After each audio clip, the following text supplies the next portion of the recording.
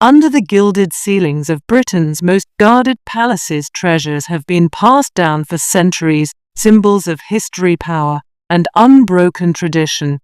But when whispers emerged that irreplaceable royal jewels were vanishing, suspicion turned inward. At the center of the storm stood a figure no one expected, Queen Camilla. What began as quiet murmurs spiraled into one of the most explosive scandals the monarchy had faced in decades, and when irrefutable evidence landed on Prince William's desk, he was forced to make a decision that would shake the crowd itself. This is the story of betrayal, exposure, and a title stripped, the rumor that wouldn't die. It began quietly, almost imperceptibly, like a faint draft slipping under a closed door. In the early months of spring, a few palisades exchanged knowing glances during a routine inventory of the royal collection. They said nothing publicly, but behind their polite smiles was the same unspoken thought: something was missing. At first, it was easy to believe the explanation offered by the senior curator that certain items were on long-term loan to museums or had been moved for restoration. The royal vaults contains thousands of pieces, each with its own history and purpose. It was not unusual for a diamond tiara to be away from its case for a few weeks. But as the weeks turned into months and more than one story piece could not be accounted for, the whispers began to curl through the corridors. In the grand salons where portraits of past monarchs kept their eternal vigilance, the staff lowered their voices when certain names were mentioned: a sapphire brooch worn by Queen Victoria at her coronation anniversary, a pearl choker famously gifted to the late Princess Diana by a Middle Eastern ruler, even the ornate diamond-encrusted snuff-box, a relic from the Georgian era, was nowhere to be found. All had been logged in the previous year's records, yet now their location was marked only with vague notations. No one dared suggest outright theft within the royal household, but the unease was growing. The palace, for all its grandeur, thrived on a fragile balance of trust and tradition. For generations, the jewels had been kept under the tighter security guard, not just by alarms and steel vaults, but by an unshakable code of loyalty. To even imagine that someone from within might be responsible was unthinkable, and yet the evidence, or rather the absence of it, was becoming harder to ignore. It was a chance remark at a private charity event that deep in the sense of unease, a well-connected art dealer from Geneva mentioned over champagne that a remarkably rare, royal-style tiara had been purchased, and a discreet auction by a private collector in Monaco. The tiara's design was almost identical to one believed to still be in the Queen Mother's personal collection. The dealer had laughed it off as a convincing imitation, but the comment lingered in the minds of those who overheard. Inside Kensington Palace, Prince William's aides began quietly cross-checking records, comparing old photographs to the current holdings. The deeper they looked, the more irregularities appeared. Pieces that should have been worn at State Bank, which had not been seen in public for years. Official explanations seemed increasingly sham. Still, the rumors refused to solidify the proof. No one wanted to bring such an accusation to the future king without certainty. Yet the story would not fade. It lingered in the air, whispered in servant corridors, murmured in the corners of formal receptions, an ever-present question no one dared answer aloud. In that tense and watchful atmosphere, the first discreet moves were made to find the truth. And though no one could have known it then, the trail would lead far closer to the heart of the royal family than anyone dared imagine. The discreet investigator, the unease that had taken root within palace walls, could no longer be ignored. By the time the third missing piece had been quietly noted in the official records, Prince William knew the matter had to be handled with precision. Public scandal was the last thing the monarchy needed. Yet the loss of irreplaceable heirlooms could not be swept aside. It was not enough to rely on the explanations provided by the keepers of the royal collection. If there was truth to the whispers, it would take someone outside the usual channels to uncover it. William's choice was deliberate. He turned to Simon Harcourt, a former intelligence officer, who had transitioned into private security consulting. Harcourt had worked on sensitive assignments for the royals before, each time with quiet efficiency and without a trace of his presence in the press. He understood the weight of discretion, and more importantly, he understood the stakes when loyalty was in question. Their meeting took place in one of the lesser-known drawing rooms of Kensington Palace, of space rarely used for public engagements. The heavy curtains were drawn new during the daylight as William outlined the problem and measured tones. He spoke not as the future king, but as a man determined to protect his family's legacy. Harcourt listened without interruption, his eyes narrowing slightly at the mention of private auctions and Geneva dealers. When William slid a small leather-bound notebook across the table containing a list of the missing pieces in their histories, Harcourt accepted it with a nod. The first step was to cross-reference the palace's own records with those of reputable auction houses, both public and private. Harcourt worked from an unmarked office in London, sifting through archives, sale records, and photographs that spanned decades. He knew that if genuine royal pieces had surfaced for sale, they would have been disguised under vague descriptions or sold through intermediaries. That trail, however faint, could still be traced by someone who knew what to look for. Weeks passed with little to report. The work was meticulous and slow, often hinges on tiny details such as the cut of a gemstone or the engraving on a clasp. Then one late evening Harcourt found a match. A diamond necklace listed in a discreet Parisian auction bore an uncanny resemblance to one worn by Queen Elizabeth II during a state visit in the early 70s. The seller's name was hidden behind a corporate front, but the transaction had been facilitated through a well-known luxury broker with ties to several European royal houses. It was not yet enough to draw conclusions, but the pieces of the puzzle were beginning to align. Harcourt prepared his findings for William, careful to note the gaps that still remained. What struck them both was the pattern. The jewels were not simply disappearing at random. They were being moved with intention, and whoever was behind it understood both the value of the pieces and the means to disguise their sale. The investigation had shifted from suspicion to pursuit, and the next step would bring them dangerously close to the truth. The jewel trail. Harcourt's discovery of the diamond necklace was the first real crack in the polished facade of royal security. It was no longer a matter of rumor or idle curiosity. The necklace's provenance, though intentionally obscured in the Parisian auction records, carried traces of its true history.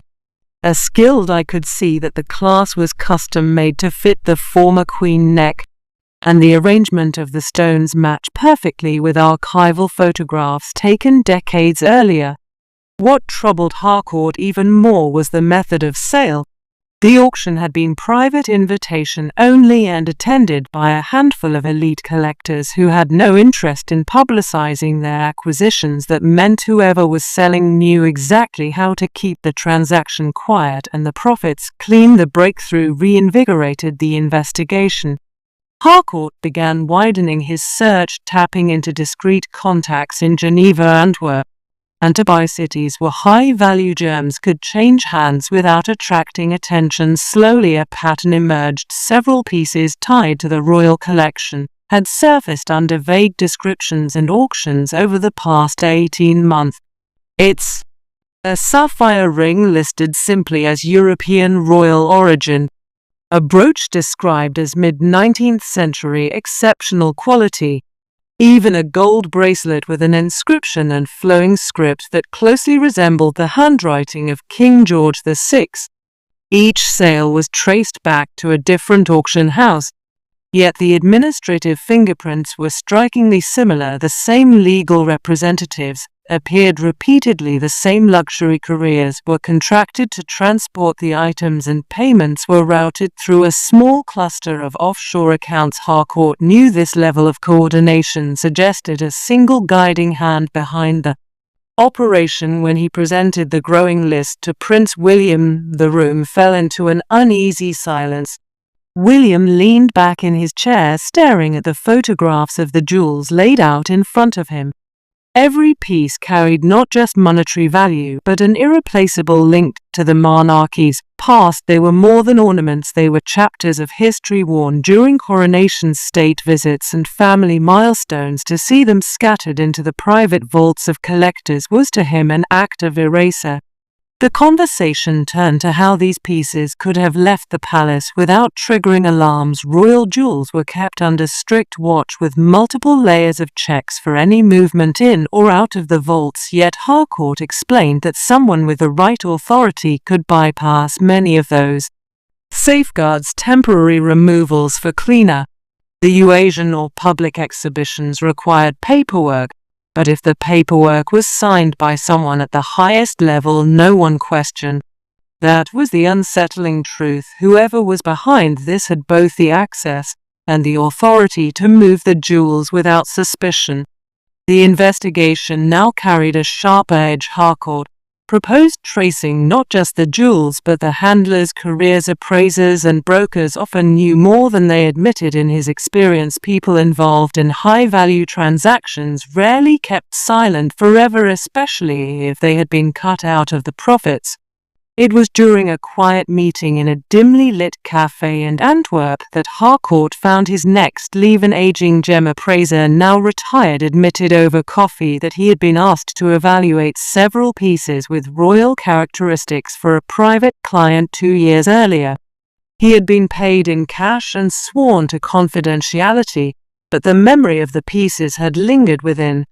When Harcourt showed him photographs of the missing jewels, the man pointed to 3 without hesitation. He remembered them vividly. They had been brought to him by an intermediary who spoke with a refined English accent and claimed to represent a member of the household. Though we could not name the client, he had noted that the intermediary always took calls and French detail Harcourt tucked away for later. The trail was now warm. The jewels were not just vanishing, they were being moved with meticulous planning through trusted channels, and always under the cover of legitimacy. The question of who stood at the center of this operation was becoming clearer, and soon Harcourt would find himself staring directly at a connection that even he had hoped not to see. The hidden middleman. The detail about the refined English accent and the casual use of French was enough to narrow Harcourt's search. Few within the extended royal circle possessed both the access and the cultural ease to operate across elite European markets. He began combing through discreet contacts who had worked with the monarchy in the past decade, focusing on those with a history of involvement in art or jewelry transactions. The name that surfaced again and again in hushed tones was Charles Everly, a former senior aide who had left palace service under vague circumstances 3 years earlier. Everly had once been entrusted with coordinating the movement of royal items for exhibitions and state events. It had been his role to liaise with couriers, appraisers, and security teams, ensuring that priceless pieces were handled with the utmost care. At the time his departure was officially explained as an early retirement for personal reasons, but among those who knew him there had been quiet speculation that he had fallen out of favor with certain senior figures. Harcourt suspected that Everly's skills and contacts would have made him invaluable to anyone seeking to remove jewels discreetly. Cracking Everly was not difficult.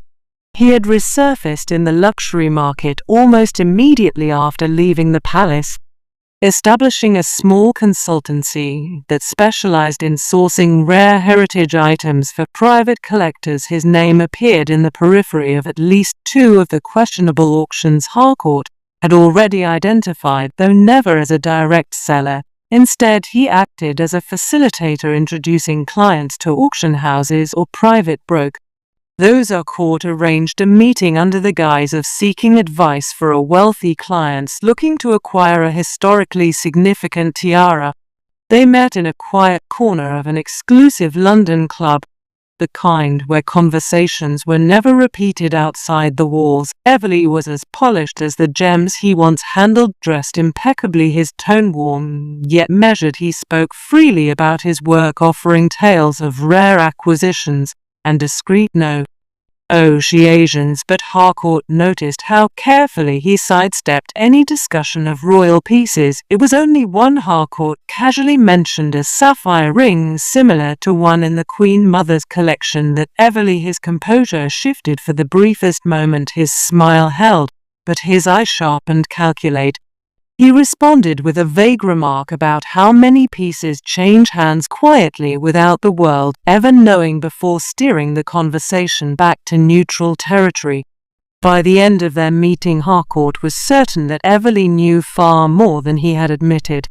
A deeper background check revealed frequent trips to Geneva and Monaco over the past 18 months, often coinciding with the dates of the suspicious options. Passenger records also showed he had traveled twice with a woman listed under diplomatic clearance, which made her identity was concealed from public logs. The threads were beginning to weave together. The middleman was not working alone. He was facilitating the movement of royal jewels for someone whose status allowed them to bypass every layer of scrutiny. And as Harcourt cross-referenced travel dates, auction schedules, and vault access logs, a name began to surface with unsettling clarity, a name that brought the investigation dangerously close to the highest ranks of the royal family. The unmasking. The name that emerged from Harcourt's research was one he had not wanted to see in black and white. Every document, every record, every coinciding date pointed in the same direction. The woman traveling under diplomatic clearance with Charles Everly was none other than Queen Camilla. The discovery was almost a start to believe she had the authority to access the royal vaults without question, the public role to justify wearing or transporting jewels, and the influence to ensure that paperwork was signed and sealed without scrutiny. Harcourt knew that such an accusation could not be made lightly. The evidence had to be irrefutable before he took it to Prince William. He spent the next 2 weeks verifying every detail. Passenger lists confirmed multiple joint trips to Geneva, Paris, and Monaco. Auction house staff contacted under the pretense of vetting potential purchasers admitted off the record that a distinguished British woman had personally delivered pieces for valuation. The descriptions they gave, though cautious, left little doubt about her identity. In one case, a handler recalled the way she removed her gloves with deliberate grace before handing over a velvet box. Inside was a sapphire and diamond brooch identical to one that had not been seen in the palace collection for nearly 2 years. When Harcourt finally compiled his findings into a leather-bound dossier, he felt the full weight of what he was about to hand over. It was not simply a matter of missing jewels now. This was a breach of trust at the highest level, one that could fracture the monarchy's carefully cultivated image. He requested a private audience with William away from the usual meeting rooms, choosing instead a quiet study lined with history books and maps. William listened in silence as Harcourt laid out the evidence piece by piece. The photographs, the timelines, the travelogues formed a damning mosaic. Each connection was precise, leaving little room for doubt. By the time Court closed the dossier, the air in the room felt heavier, as though the weight of centuries of royal tradition pressed down on both men. For William, the revelation was more than a personal betrayal. It was a direct threat to the monarchy's integrity. The jewels were not just property, they were symbols of continuity, each one a tangible link to the past. To see them sold in secret to private collectors close to see parts of that history vanish forever. His first instinct was disbelief, followed quickly by a cold resolve. If this were true, it could not be ignored. But moving against a member of his own family, and one who held such a visible public role, would ignite a storm unlike any the palace had faced in decades. As the meeting ended, William kept the dossier on the desk in front of him, his gaze fixed on its leather cover. He understood that opening it again meant committing to a course from which there would be no return. and in the quiet that followed it was clear that the decision he would soon make would alter the royal family forever. The confrontation, the decision to confront Camilla, was not one William made quickly.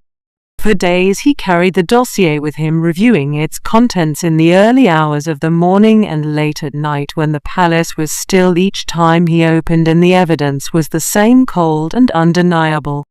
Yet the act of placing it before her felt like stepping into uncharted waters. He knew that once the words were spoken, there would be no way to rewind them. This was not a disagreement over policy or a private family matter. This was an accusation that could topple reputations and redefine relationships forever. He chose the blue drawing room and Buckingham Palace space, both formal and private, with heavy drapes that kept the outside world at bay. Camilla arrived with her usual composure, her smile polite but guarded. She took a seat across from him, folding your hands in her lap, the very picture of royal boys. William began without ceremony, sliding the dossier across the table. He asked her to look through it before saying anything. She glanced at the cover, but made no move to open it, instead lifting her eyes to meet his. "What is this about?" she asked, her tone even but edged with curiosity. William kept his voice steady as he explained the findings, detailing the auction records, the travel logs, and the testimony from those who had handled the jewels. Each piece of evidence he mentioned. Camilla's expression remained still, though there was a flicker of something unreadable in her eyes. She did not deny traveling with Charles Everley, but she dismissed the connection to the missing jewels as a web of coincidences being stretched into a conspiracy. William pressed further, asking why certain heirlooms had not been seen in years, and why their official records contained unexplained gaps. Camilla countered with claims that pieces were often moved quietly for restoration, for discreetly land for diplomatic purposes. It was, she insisted, part of the work no one outside truly understood.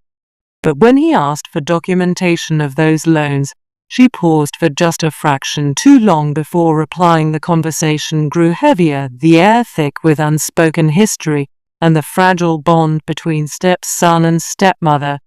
William's voice remained calm, but the